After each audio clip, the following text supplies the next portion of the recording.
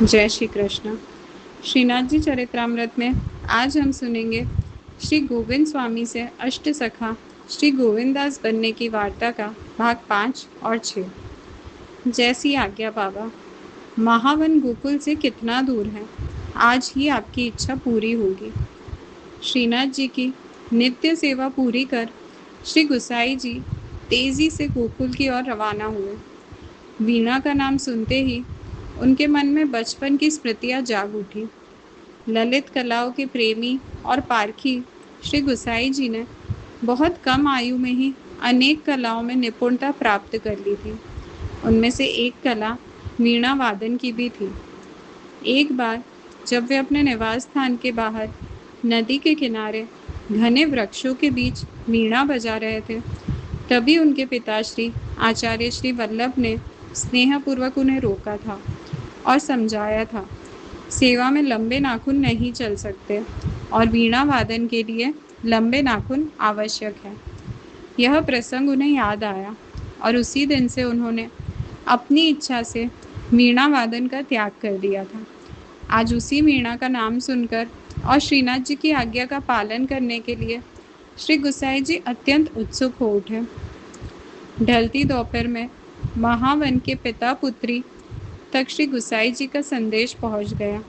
दोनों अपने अपने वाद्य लेकर हाजिर हो गए।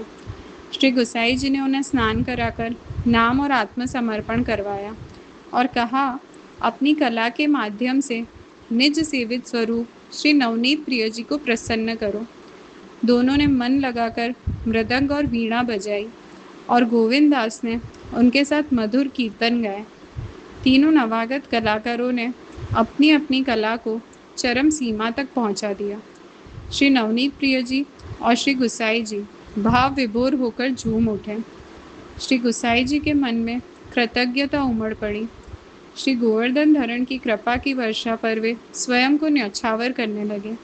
उन्हें स्मरण हुआ कि जिन वाद्य के स्वर से उन्होंने कभी प्रेम पूर्वक संबंध तोड़ लिया था, आज उसी वीणा के मधुर सुरों को उन्होंने वर्षों बाद सुना है। और यह सब श्रीनाथ जी की लीला का ही परिणाम है। श्रीनाथ जी को श्री गुसाई जी अत्यंत प्रिय थे और श्री गुसाई जी को श्रीनाथ जी ब्रह्म स्वयं ब्रह्म के सामने और साथ में लाड प्रेम भरे नखरे करते हैं।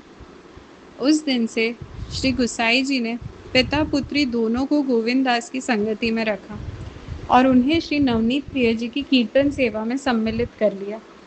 गोविंद दास श्री गुसाई जी के और अधिक निकट आने लगे, क्योंकि यह निकटता अनादिकाल से चली आ रही थी और भविष्य में भी यह निकटता अद्भुत रूप से अटूट रहने वाली थी। महावन और गोकुल में इतने दिव्य खेल रचकर अब श्रीनाथ जी ने अपने प्रिय सखा कुम्मन दास की प्रतिकृति रचने की तैयारी आरंभ की।